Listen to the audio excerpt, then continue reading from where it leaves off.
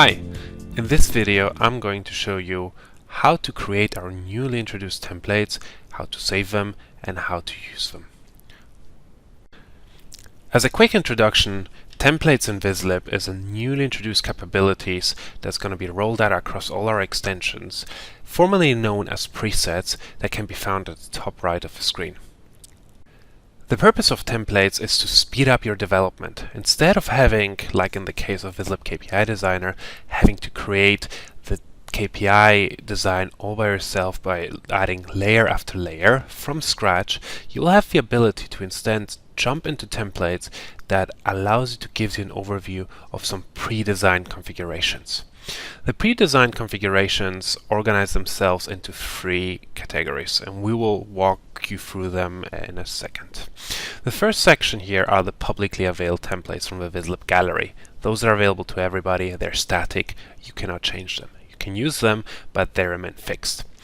The other category are templates that have been published within your organization, and the last one is your very own personal templates that you have created but are not visible to anybody else. So coming back to the purpose of templates, you'll see that all you gotta do is actually choose and look at a design you like and just click on it to have it take effect. And that's all it is. To store your own templates and to save them, you need to first of all create your own design. You can either take an existing template and modify it, or you can entirely create a new KPI designer from scratch, such as this example here, when I'm adding a final layer here to create my very bespoke Martin KPI. Now what you're going to do is, once you've finished, is you go into the templates section, and instead of going to the overview that I walked you through a second ago, you go to the Save section. When you're in the Save Template section, all you have to do to save your template is to give it 2 pieces of information. On one hand, you need to define or give it a thumbnail, and on the second, you need to give your template a title. So with the thumbnail, you have 2 options. You can either take a screenshot of what you're seeing, or alternatively, you can upload a picture from disk, be it a logo, an image, or anything else that you like.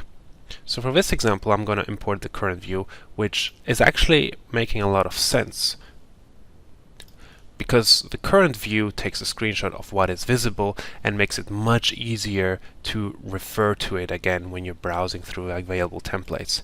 So for this example now, I'm going to give this a title, Vizlib Martin template, and all I got to do now is hit save, and poof, that's it. The template was saved successfully. So when I now go back to my templates overview, I see here my personal templates, and that's the one that I just generated a second ago.